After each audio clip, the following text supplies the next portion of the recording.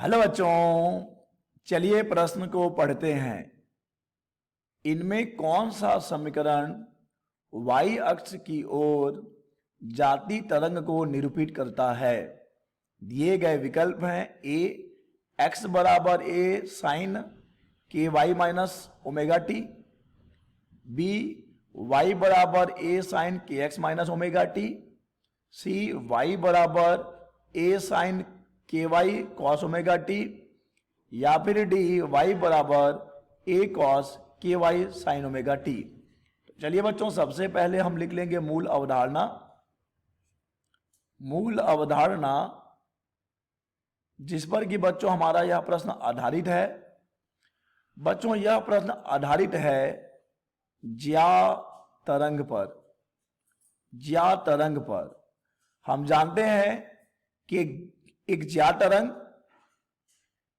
तरंग जो कि धनात्मक x की दिशा में गतिमान हो, उसका समीकरण होता है y बराबर a sine k x minus omega T.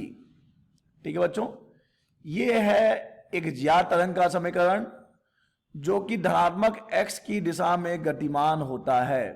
ठीक है बच्चों, अब देखिए यहां पर जो y होता है वो हमें विस्थापन दे रहा होता है कण का, जो कि इस मूल बिंदु से x दूरी पर होता है। जैसे कि मान लीजिए यहां से x दूरी पर एक कण है, इसका विस्थापन है y।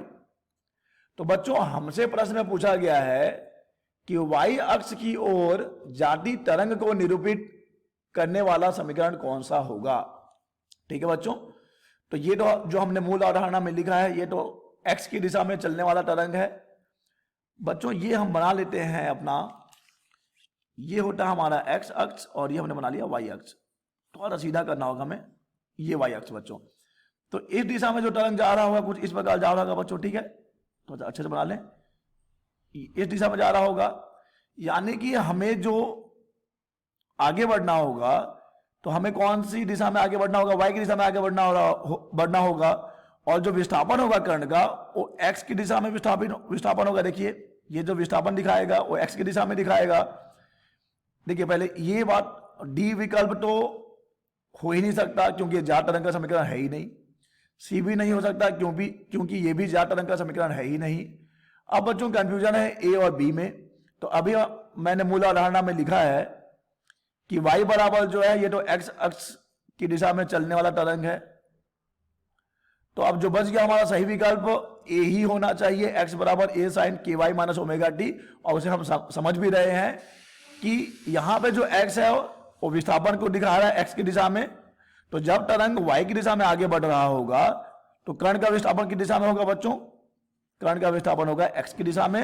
अतः इस प्रश्न का सही विकल्प हो जाएगा ए x बराबर a sine k y minus omega t. x बराबर a sine k y minus omega t. आशा करते हैं आपको समझ आया होगा। धन्यवाद।